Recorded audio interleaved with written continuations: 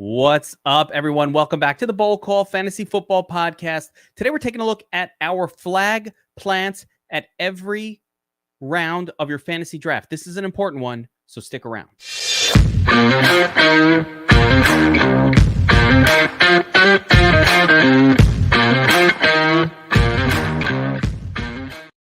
All right, you know me. I'm Kevin Allen, aka The Geek. I've got Flex Shane here with me, and this is an important...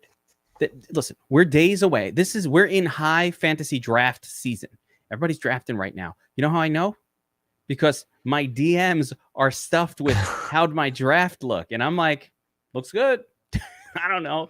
It sounds like hey, it looks good to me, right? So I'm getting stuff, which means you guys are out there drafting. And what Shane and I thought would be really helpful today, to go round by round and kind of talk about our flag plants in each round. Now, Shane, when you think of the concept of a flag plant, what is that in your mind? These are players that we are staking our reputation on for this season, essentially, right? So these are, quote, our guys for this season. These are guys that I want on my roster. If I'm in an auction league, I'm bidding aggressively on. And when I land them in my draft, baby, I sit back, I smile. I'm happy. That's it. It's just, these are our guys, man. Yeah. Every year, I build a lot of fantasy teams, right? I'm drafting best ball teams constantly throughout the offseason. I've got lots of dynasty startups that I do every year because I'm a sick person who can't stop drafting dynasty startups, got the super flex leagues going, all of that. And so basically you get your guys, right? I also have I never draft these guys, and I will mention them because I can't help living in the negative. But I'll mention them. But the key thing is, who are your guys? When you're in a round 4, you're in round 5, you're looking at, there's 5 or 6 players, 7, 8 players in this ADP zone. Who am I taking in that grouping? And the important part of this is to just give you the idea that, hey, these are some players that you might even want to reach for. Try to get them. If you draft a lot of these flag plants, your team's going to look like a lot of our teams.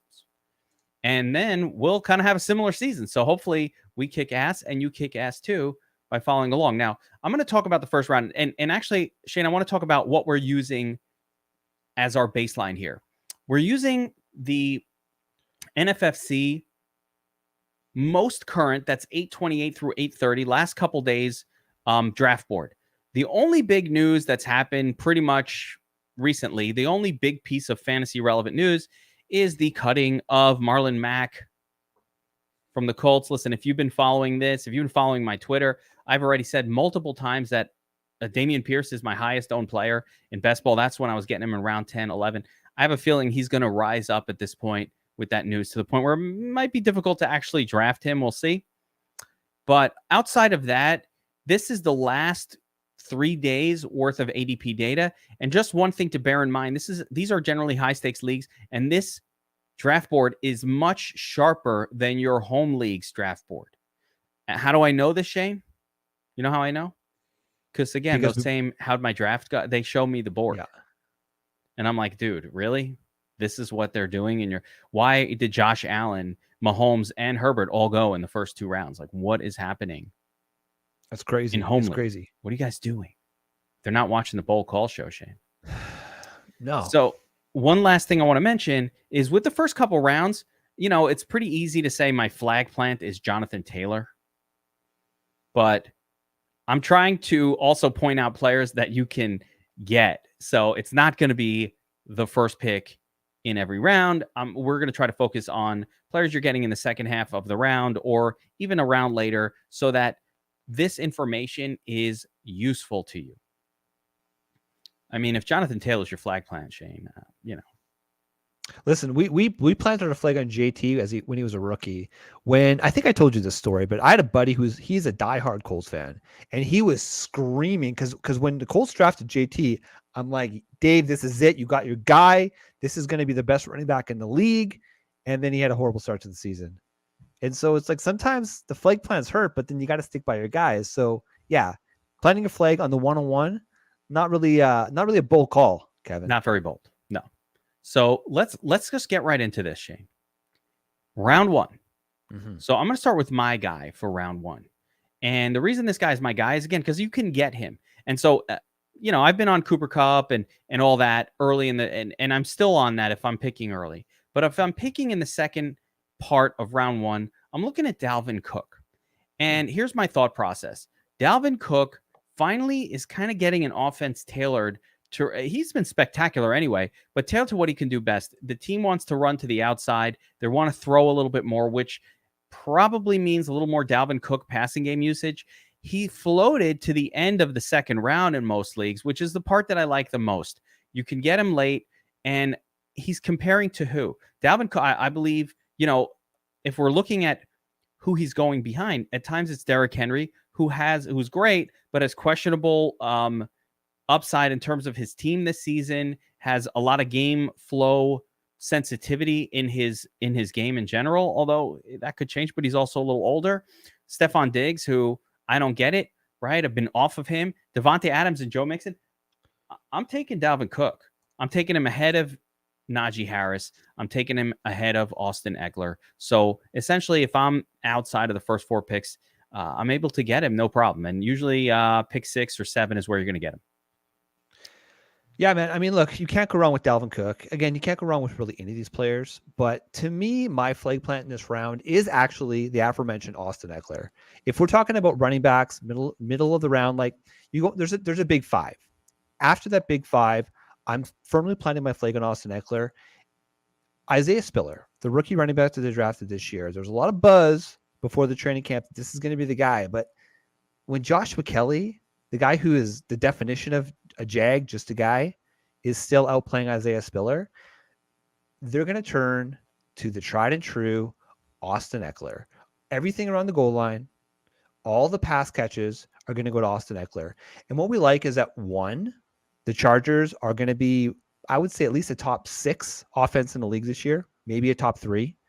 And last year, they were 3rd in pace of play, which means they like to run a ton of plays in the game.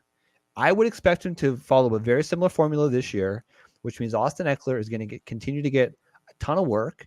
And in these PPR leagues, man, like that, he's just going to go, hey. So in round 1, if I'm sitting in the middle of the round, the big 5's off the board, man, Austin Eckler, I'm smashing that draft button, baby. Can't go wrong with Austin Eckler. Now, guys, as we go through this, I'd love for you guys who are watching to throw your flag plant for each round in the comments section. Let us know why, who you love, and why. Right? Here we go. Kyle loves Juju. Interesting. Wait, that's a few rounds from now.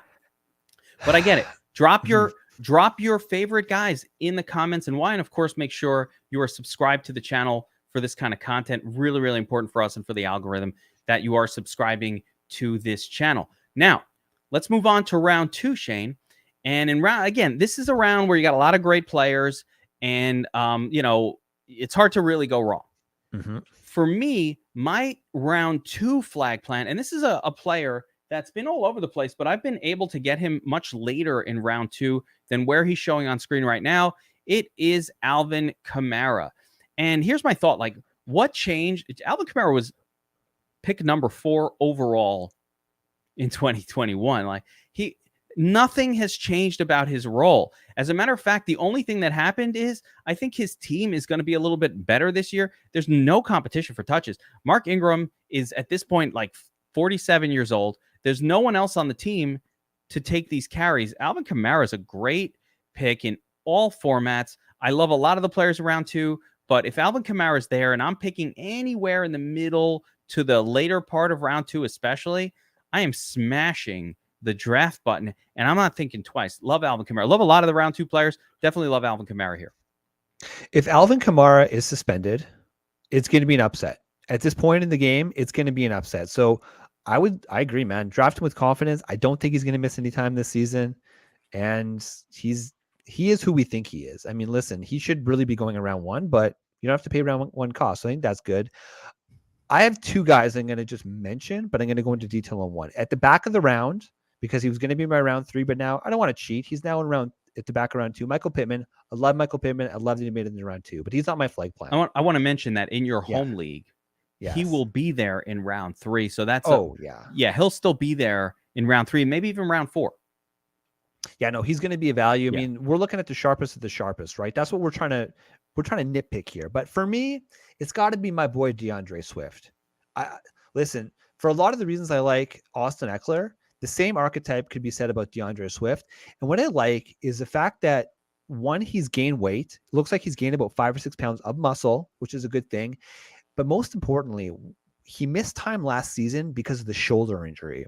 He took multiple big hits in preseason, in real games, like so actual preseason games, on that shoulder, and it didn't phase him, which means DeAndre Swift is healthy. And we've been talking about this, Kev. Like, the Detroit Lions on offense are going to be very, very good. You know what the best part about the Detroit Lions are? Their defense is still hot trash, which means they're going to have to throw the ball a ton. Jamal Williams is still going to have a role, which is fine, right? Like, DeAndre Swift isn't the archetype of a running back you want getting a 90% opportunity share. You want around a 65%, 70% opportunity for Swift. Kamara back in the day when he was kind of Kamara, splitting with Ingram, yes. Ingram, that's not happening now, which is why I love Kamara in this round. But back in the day when Kamara was splitting, it's kind of like that. Like, Kamara would do great. He didn't need 25 touches. So I like that call on Swift. The only negative being you need to be early in the second round to get him. So he's definitely priced up this season. But with all that PPR work in your PPR league, hell yeah, give me some Swift as well. And honorable mention to Uncle Lenny Fournette there at the end of round 2 as well. Kev, quick strategy question for you, since we're in round 2. Kelsey, I see, has fallen to pick 17. That's pretty good value. I wouldn't put him as a flag plant, but I would say if he falls to you there, I mean, that's a good call. Like, I would take Kelsey there. I have strong feelings about the luxury tight end. Yeah. If you do it, accept the consequences of that move. I don't mind it with Kelsey. I don't mind it with Mark Andrews at all. But you better damn well not take an early quarterback. If you're taking a luxury tight end, and you kind of have to almost punt the running back position. So I would only do it. I like what, like the look of team 8 here in some senses, where it goes Dalvin Cook, Kelsey, and then wide receiver. You kind of have to do that. You have to go wide receiver right after, and probably another wide receiver or 2, and then hope that you could fill out the second RB. So you almost have to go 0 RB, because you will not pick up a quality wide receiver off waivers. So you really need 3 wide receivers in rounds 3, 4, 5, and 6. If you don't have 3 wide receivers after 3, 4, 5, and 6, to give you 4 rounds to get it, you will not have good wide receivers this season, as you will see as you look at the wide receiver group that is outside of round 6. It gets really gross. Allen Lazard, Kirk, it starts to get bad, and Ayuk, and then at round 8, it's nothing. So you must come out of the first 6 or 7 rounds, if you want to stretch it, with at least 3 wide receivers. So the luxury tight end is sketchy, and of course you have to wait on quarterback in that scenario. Got into a little strategy right there, and that's important strategy. I'm actually glad I mentioned that. Yeah. So the thing is, like, we talk about it on the other show all the time. It's just the fact that, like, you can just honestly just auto draft ADPs, right? Like, the ADPs are pretty sharp regardless of the platform you use. But where you really differentiate your team from another one is how you build your roster. And what you were just talking about there just, touches on that point. You have to understand, luxury tight end, if you're going to do it, and where the position groups really start to fall off. But again, just a really important, you can get a late tight end and he's fine. So if you waited in round 8, 9, and 10 and you got a tight end, they're still pretty good. That's the whole thing about understanding positional scarcity. I like to be drafting running backs that are one hit away after round 10 and beyond, so that they're there on my team, because you cannot get good wide receivers in those rounds. They rarely save your team. Some guy rarely comes out of nowhere at wide receiver to be awesome, but that does happen at running back. So let's talk round 3. And my flag plant in round 3 is an easy one, because I believe this player, and he's at the end of round 3. I'm not cheat coding it, Shane. I'm not the cheat code. This player, I believe, is this year's. Everybody's looking for this year's Cooper Kupp. I believe that it is a very obvious, exact same situation. My boy Cortland Sutton. I'm making sure I come out of round 3 with Cortland Sutton on my team. Again, honorable mention to Mike Williams. I love him too, but Cortland Sutton has a new quarterback, Russell Wilson, right? Cortland Sutton is the DK Metcalf of this offense. And dare I say, has been equally as good, equally as athletic. Like, this guy has all the traits of an alpha wide receiver, but his quarterback play has been absolutely atrocious throughout his career. He's never had even a competent quarterback throwing passes his way, and he finally gets that with Russell Wilson. So I love the style that Russell Wilson plays, scrambles around. That allows a guy like Cortland Sutton to get open deep.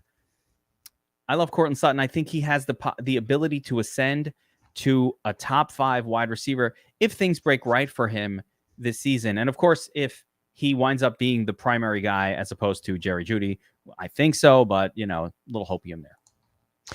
Cortland Sutton's an interesting guy. I mean, just based on his ADP, clearly the industry's bought into him, but last season didn't have a quarterback. He was also, we forget, he tore his ACL and MCL in 2020, right? So last year he was still recovering. So now the 2 years removed is what you want. Now he's fully healthy. Yeah. So I love Cortland Sutton. Honestly, this is probably one of my favorite rounds. There's just a lot of sex appeal in round 3, man. I love this round, but I'm just going to cop out again. I'm sorry, because these are guys that we've been touting all summer. AJ Brown, man, he's finally moved back up. Frankly, I think he should be a 2nd-round pick. But at this stage of the game, man, AJ Brown, the reason you're going to discount on him is, one, he's had injury concerns throughout his career. That's a fact. That's probably why the Titans moved on from him, frankly. But also the fact that we worry about the Eagles being a low pass offense. However, they're still going to pass the damn ball. I don't think it's going to be as dire as, say, 22, 23 pass attempts per game, which is what it was like at the back end of the season last year. I bet you they get back closer up to that 27 to 29 pass attempts per game. And those are going to be heavily situated on AJ Brown. I like Devonta Smith as a talent. I don't know where you stand on Devonta Smith as a talent. Like the player, bad fit in this offense. AJ Brown is a much better fit with Jalen Hurts. They love each other. Exactly. Yeah, it's great. By the way, I was taking AJ Brown in the 2nd round. So the fact that he's now dropping into the 3rd round, excellent. And if you can get him midway through the 3rd round, I love that. I mean, he's dropping into the 3rd round. It's AJ Brown, a guy who only needed, people talk about his volume. He only needed 5 or 6 receptions to put up 28-point games last season because he's so good with the football in his hands. People forget the yak monster that is AJ Brown. They will be reminded this year. Yeah, what's really interesting is that, I don't have the stat in front of me, but I was listening to another podcast, the Athletic podcast, and they were talking about one of the stats about AJ Brown is that I think about 60% of his routes were run inside the hashes last year.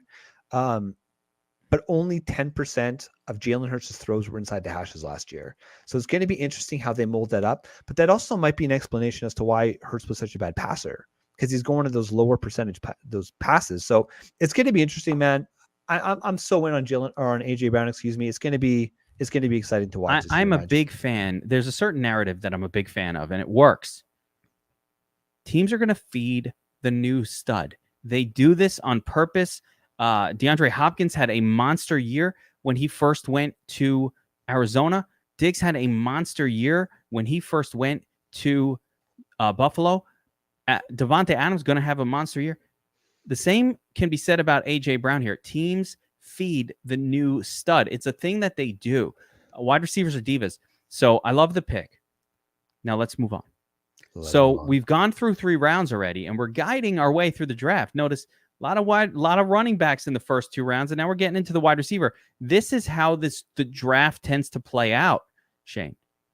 You got some really good running backs in the first couple rounds. You can skip running back in round 1 if you have that early pick. You get Cooper Kupp, Jefferson, one of those 2.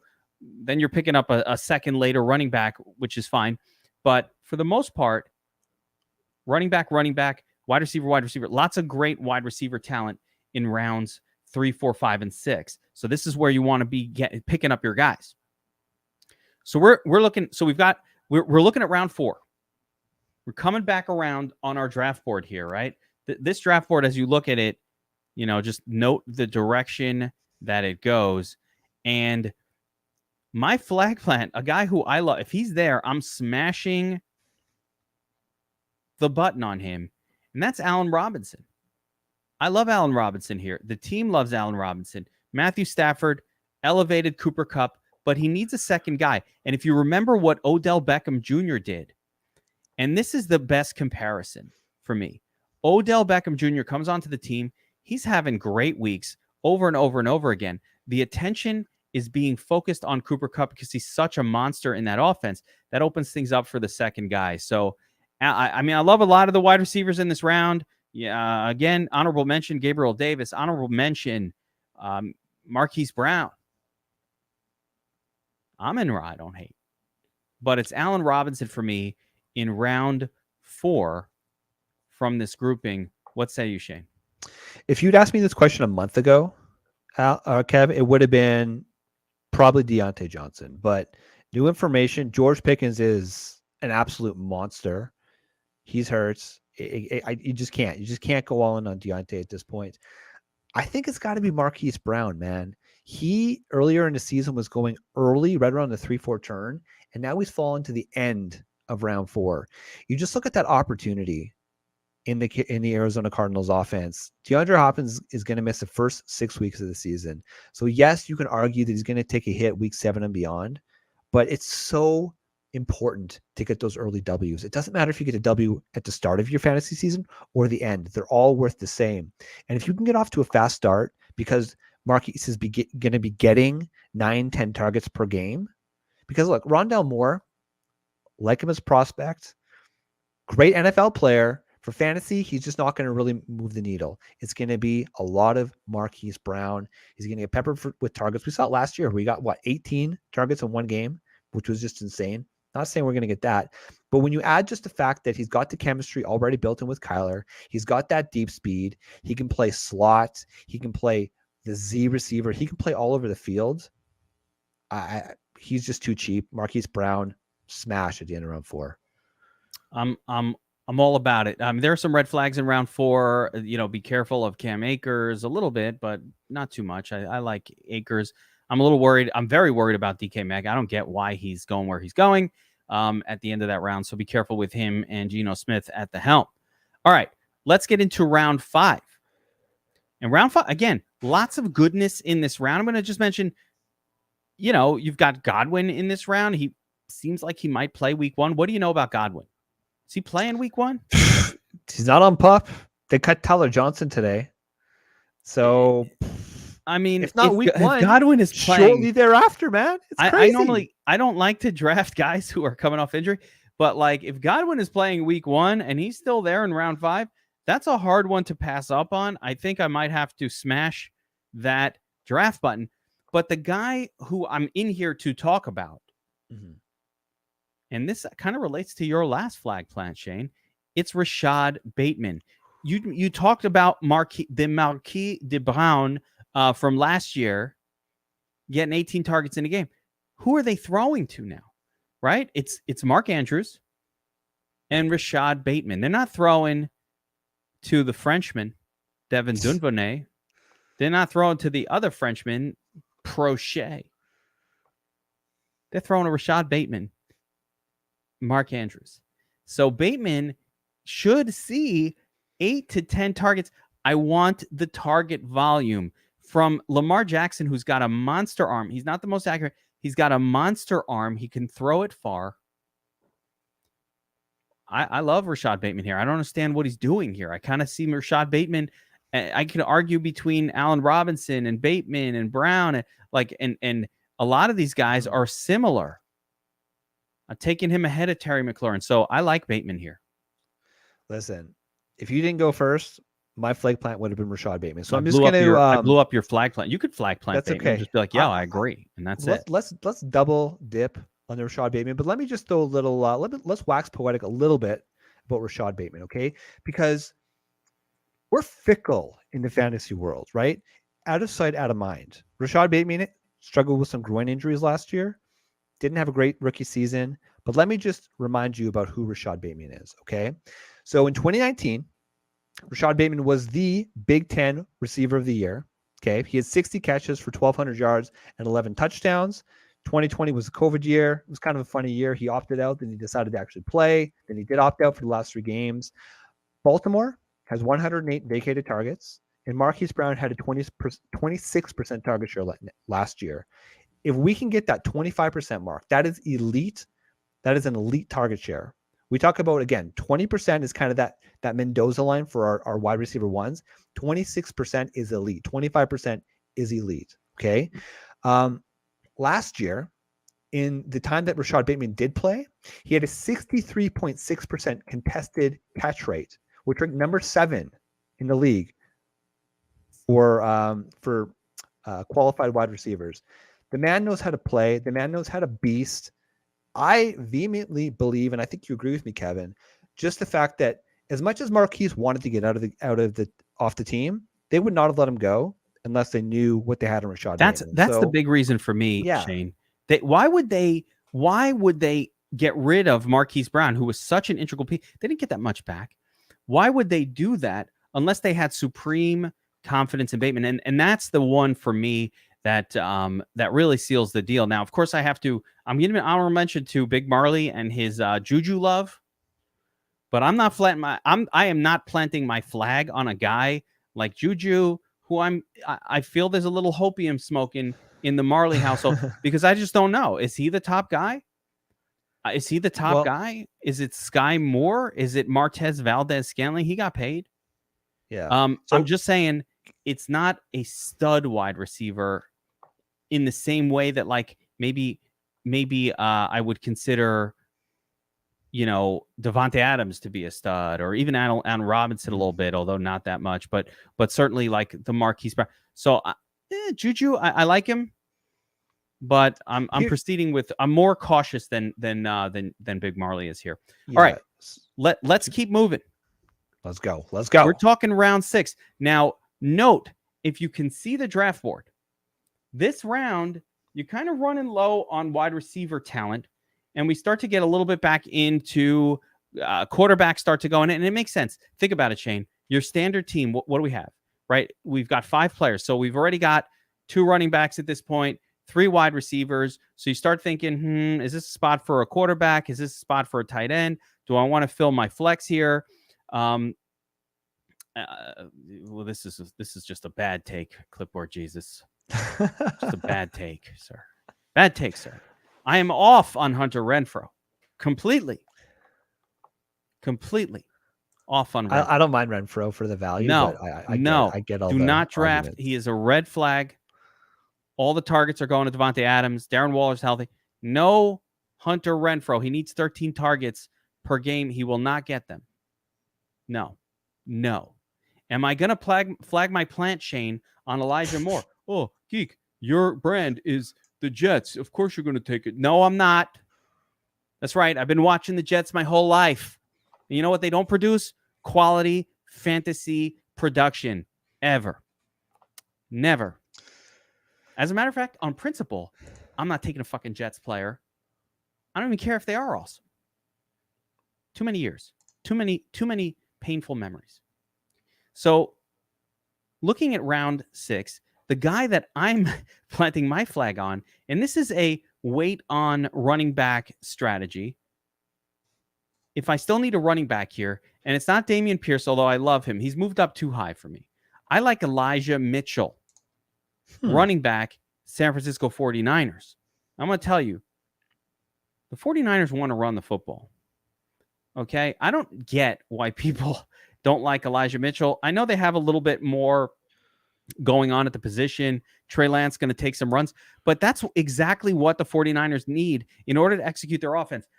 I will tell you that this same offense years ago with Robert Griffin III at the helm produced an elite season for Alfred the molasses-footed Morris. It does not take a great running back to absolutely smash in this offense. Elijah Mitchell is the starter. He's going way, way, way too late in the draft for what I consider to be a workhorse running back. Again, there's some other good running backs here now. We can go back to Gibson, I guess. Now that he what did they Nancy Kerrigan his backfield mate? Oh my god. That's right. Hey, I think we're allowed to say it now because it sounds like He's fine. Brian Robinson's in the building. Yeah, he's fine. He's fine. Yeah. So we can, but come on, a Nancy Kerrigan reference. Tanya Harding, beautiful. Yeah, you remember all that? We just give the people what they want, man. These like early '90s random women's figure skating takes. That's what we do here at DFS Army, baby. We just got canceled. Ah, shit. All right. It's over. Thank you guys. Yeah. It was a good show. No, I like Elijah Mitchell. I've loved him since the end of last season. He was on my list as like, why don't people like this guy? Make sure you acquire him. As long as he stays healthy, he's going to smash. He's in the right kind of offense for what he does, and having the running back, the quarterback with the ability to run, the way they run that play. There's my man. The way they run that play. Understand, Trey Lance is going to pull a linebacker with him when they do the quarterback is going to be on the move.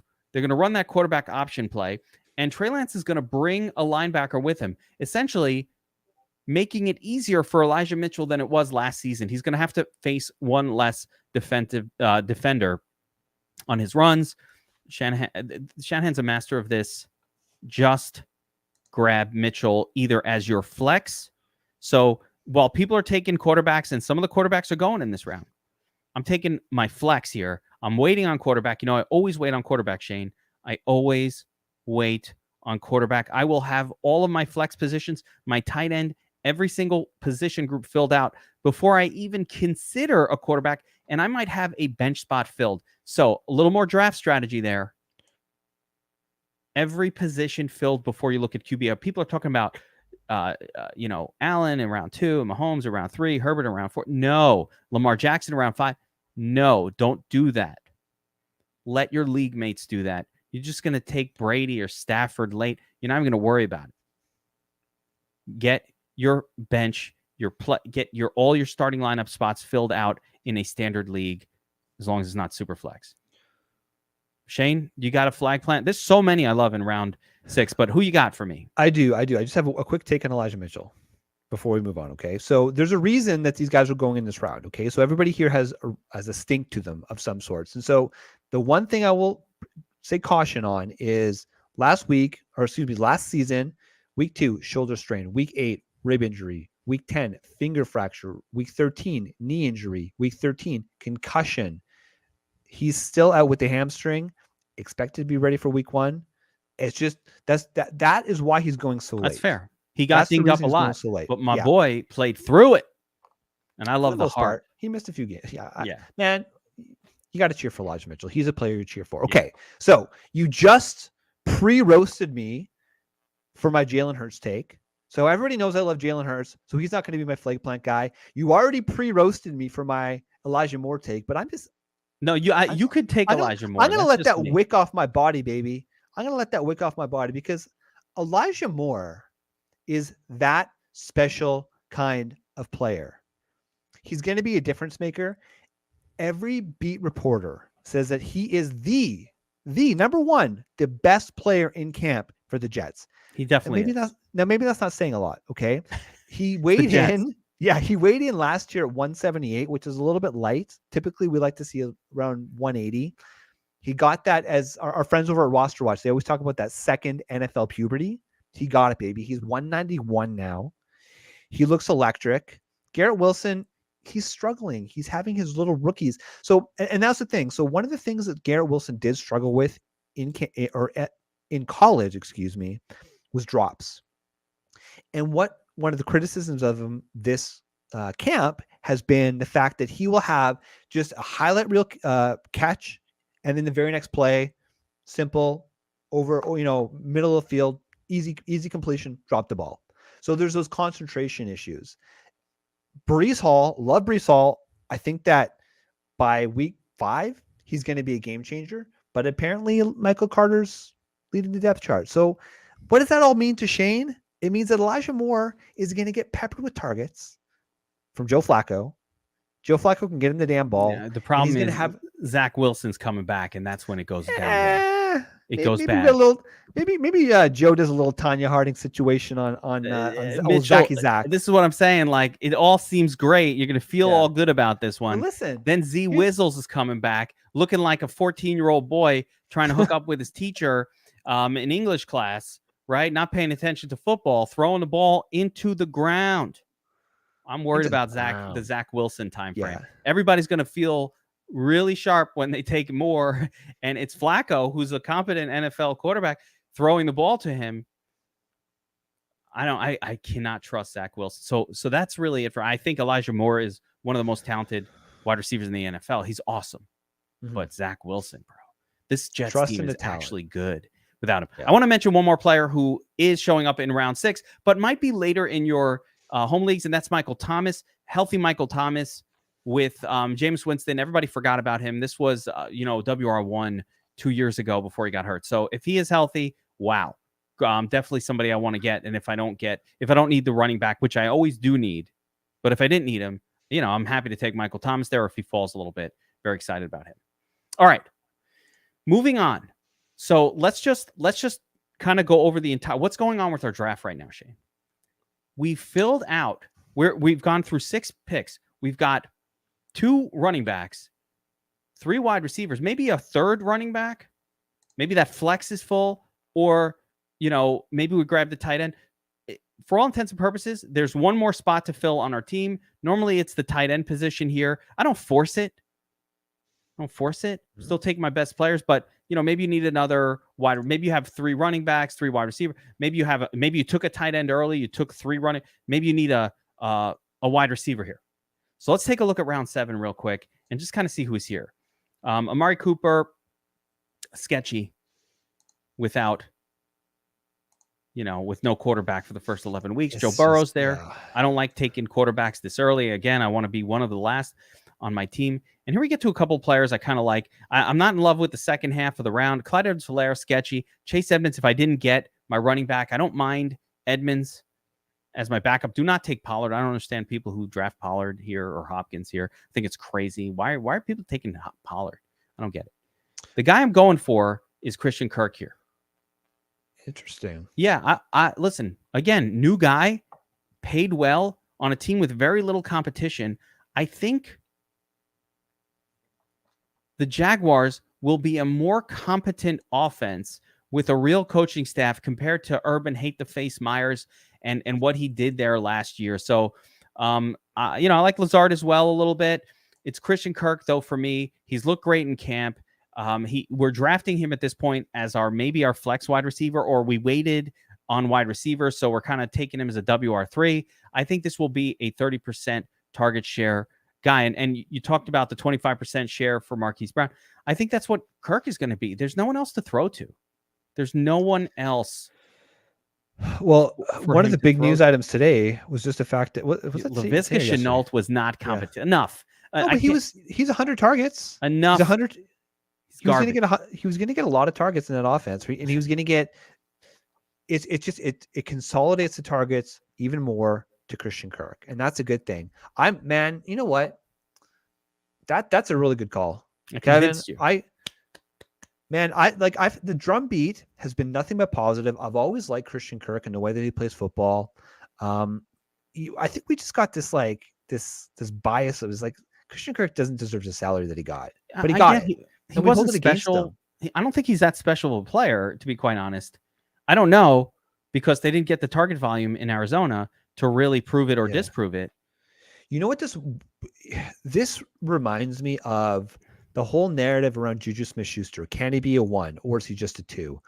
I worry a little bit that Christian Kirk isn't going to be a 1 and it can only really be a 2, but he is the number 1 wide receiver on his team. He's competing with guys like Zay Jones. They got nothing. Marvin Jones is still on the freaking team the guy's 34, which is insane. He's 98 years old. Yeah. Man, that's a sharp-ass call. I thought you were going to go Allen Lazard for sure. No, Allen Lazard would be too on brand. And quite honestly, I loved Allen Lazard all offseason, but I was getting him around 10, 11. I was getting him really late in drafts. And I like him here too. He would be my next choice. I don't mind Lazard, and I'm very comfortable going into the season with him as my WR flex or whatever. Mm-hmm. But I like Kirk a little more. He's the number one for his team very clearly. Lazard probably is the number one for his team too, but he has to, who's Kirk competing with? Lazard's got a couple of names on that team. Another guy, Eric Decker, a 2 who was miscast as a 1. That's exactly. You know what? Eric Decker had a good year or two before it all caught up with it. I like Camel's bolt call here that Mostert takes over for Edmonds as the RB1, and I kind of like that call, and I don't disagree that might happen. So that's a little later in your draft, but that's round 7. So are you agreeing with me, or you got a different one? I was going to say Chase Edmonds, and here's why, okay? Because for Raheem Mostert, I like Raheem Mostert. He's going to get freaking hurt in week 2, okay? They waived / cut Sony Michel today. They cut the Drake, who's now going to be Baltimore? No, Drake wasn't on this team. Oh, no, Drake was on the Raiders. I'm thinking now the Raiders. No, Myles Gaskin, I believe was Myles Gaskin. He's a bum, right? So no, I mean Chase Edmonds at this stage of the draft. Listen, I'm not going out of my way to draft Chase Edmonds, but if you decided to go Kelsey in round 2, or you wanted to get like Jalen Hurts in round 6 or round 5, one of these elite quarterbacks, and you're desperate, Chase Edmonds is a perfectly acceptable RB2. I'm down with Edmonds, and it's a really easy handcuff with Raheem Mostert in literally the last round of the draft. Yeah. I do want to mention here a couple things. Number one, remember to smash the like button if you're watching this, subscribe, the whole deal. Yes. Remember to play along. Give us your favorite flag plants in each round. And finally, and this is very important, I'm going to go to the double screen here. DFS Army, Shane, is running our best promotion and only promotion of the NFL season. There won't be another one. You get to DFS Army right now, and you can do the NFL package. That's 12 months of VIP access, DFS, season long, everything we do. 12 months, $199. It's normally $249. Use promo code preseason. Promo code let me throw it up here on the screen. We use promo code preseason. Boom. And you get 12 months of access to DFS Army, DFS, Fantasy. We do best ball year round. We've got season long draft kit, everything you need. And of course, in season, the Domination Station we have the most aggressive content schedule we've ever had this year. Showdowns, everything that you need. Video, it's going to be spectacular. No one wins more than DFS Army. $199 gets you 12 months. It's crazy. Just do it. Don't wait. None of that. Just do it now. Go get signed up DFS Army right now. Can I add something to that, Kevin? My man. Sure. So we want you, and we love the fact that you guys are on this DFS Army Fantasy Football Station, okay? I'm assuming most of you all are subscribed to the parent station, just the DFS Army site. You, my friend, did a video, I think it was last week, that basically said it's how to win in DFS. Man, very important video. I found myself taking notes. This is no bullshit. We didn't rehearse this. I found myself taking notes. So sometimes Kevin might come on the show and seem like he's a little crazy. You go to the other show, he kind of knows his shit, man. So I learned a thing or two. I took some notes. I think I might dabble in the sweet art of DFS fantasy football this year. Follow the guidelines in that video. It's called How to Win on DraftKings in 2022. Really important. It's actually blowing up, getting a lot of views. So people seem to like it. Fantastic video. Really good video. Really good video. People seem to like it. All right, we're up on round 8. Now, again, let's paint the scenario of where we're at. At this point, we filled out most of our entire starting lineup. Right? We still haven't taken a quarterback yet. No quarterback. Still haven't taken one. But I also haven't taken a tight end yet in this scenario. This is a wait on tight end league, and I'm seeing one of my favorite tight ends of the season, Dallas Goedert,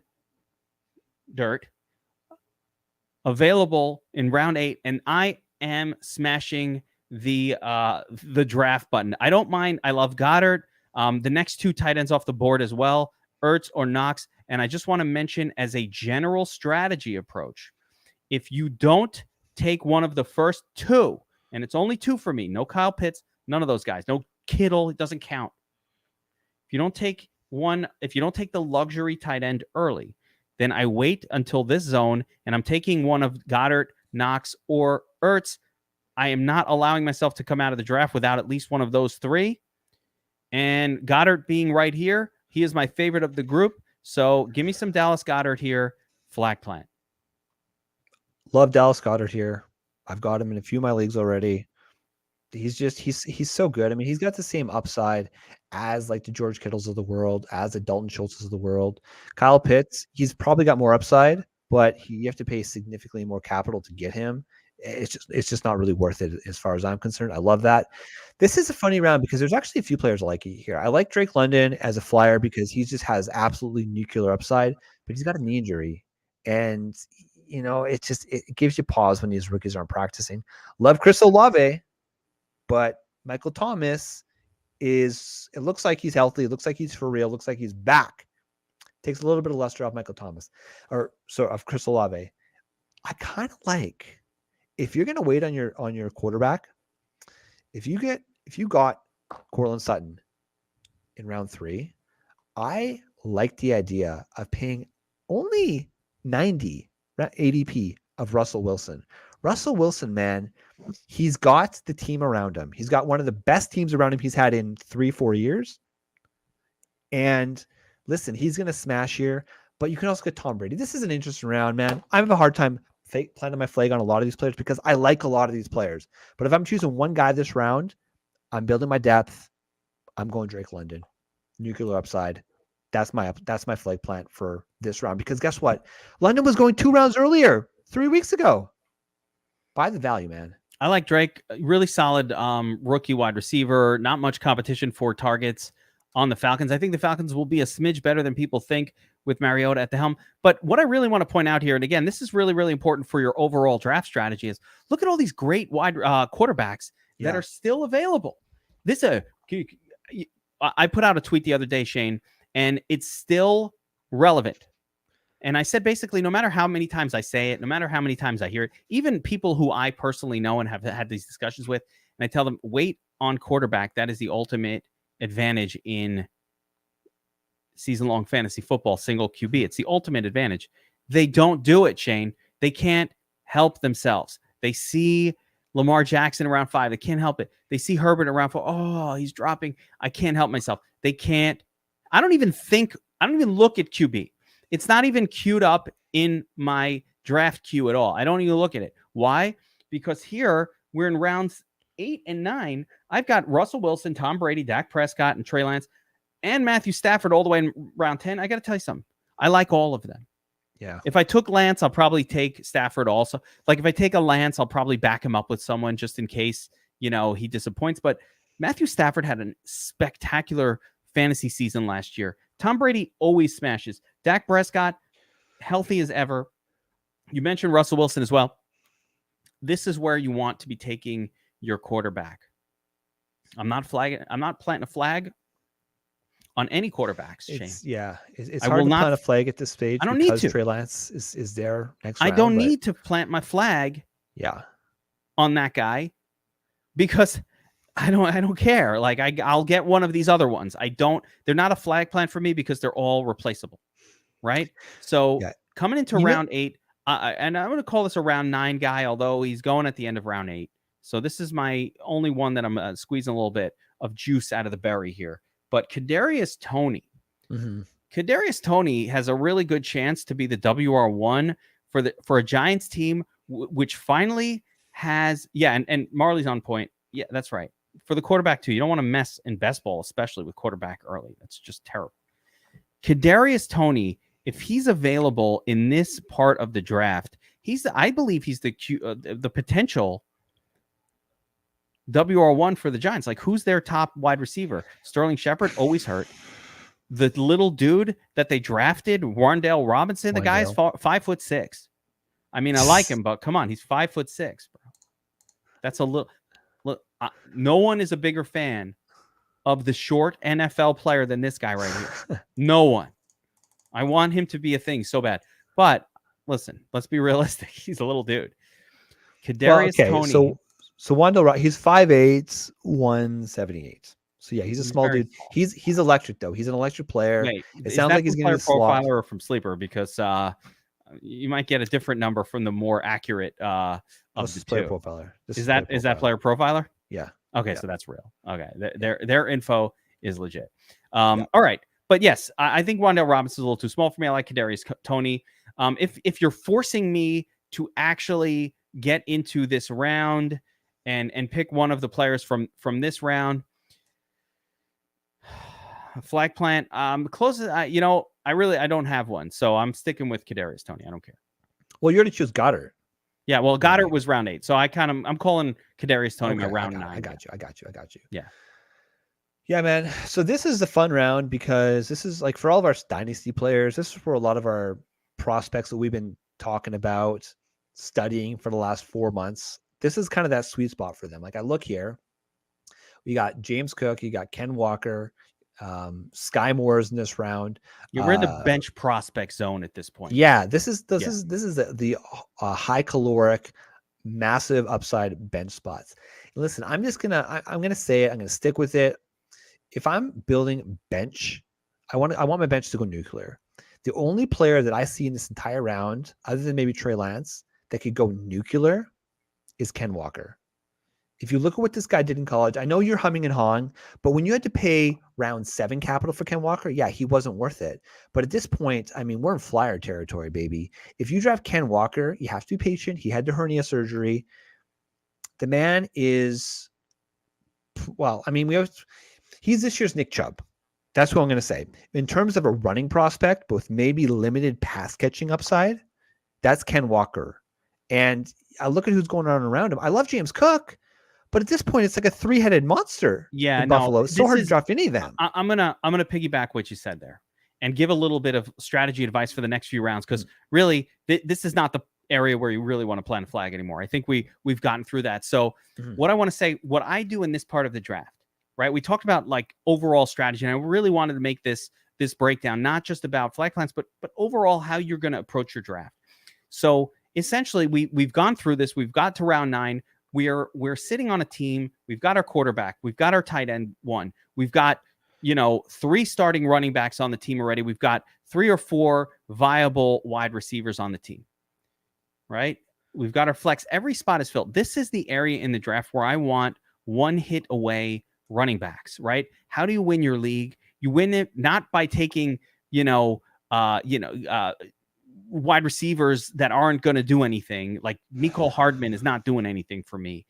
He's not going to lead my team to a tournament. Jalen Tolbert, he's not leading my team to a fantasy championship, right? These are just fill-in guys. No, what I'm doing here is I'm taking one hit away running backs. Kenneth Walker is in that category. He's not the starter. He's going to be behind Rashad Penny. Rashad Penny's an injury guy. It's a pretty shitty team that he's on, in fairness. I don't think even if he gets the hit, that he's going to be spectacular, because his team is probably the worst team in the NFL of this season. So, concerns there. I love him long-term, dynasty guy, all of that. But I would say Darrell Henderson, Alexander Madison, Rashad White, all of those guys, James Robinson, Raheem Mostert, all of these guys are one hit away. They're one hit away. Khalil Herbert, they're one hit away from leading your team. That's who I want you to fill up your bench with. Running backs that are one hit away from becoming a full-time workhorse starter. All of those names. I'm not going to plant a flag on one of them at this point. I'm just going to say, and again, Walker's in the group, although probably less upside, even with the hit, than some of these other ones. But certainly Alexander Madison has done it before. Michael Carter, if Hall goes down, great. I mean, not great, but he'll be great. Rashad White, if Fat Lenny goes down, he's going to probably be the guy.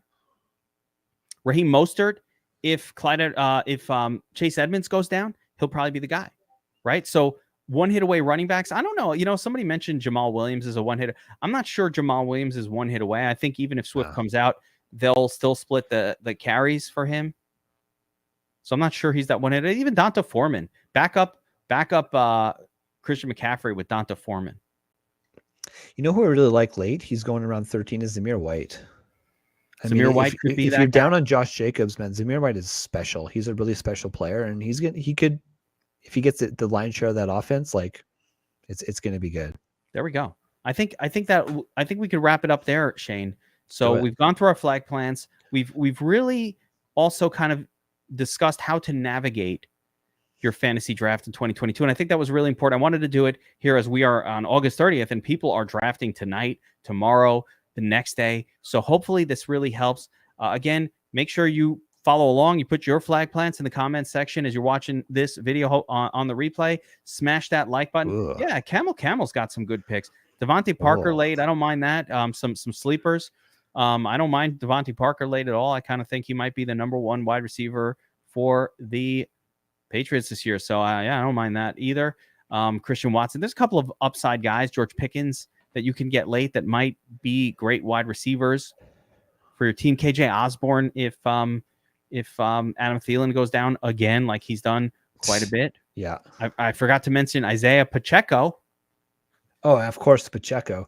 You know who's also interesting is Jalen Warren. It sounds like he's going to be the backup and run it in for the Steelers. He's going around 21. He's as free as free gets. Got him in some dynasty teams. So let's wrap it up there. For Shane, for myself, this is the Bold Call Fantasy Football Podcast. Like, subscribe, check us out. Hit us up on social media with your sit start, whatever you need at Football Geek and at the Flex Network. And we'll see you guys next time on another Bold Call Fantasy Football Podcast. Let's fucking go.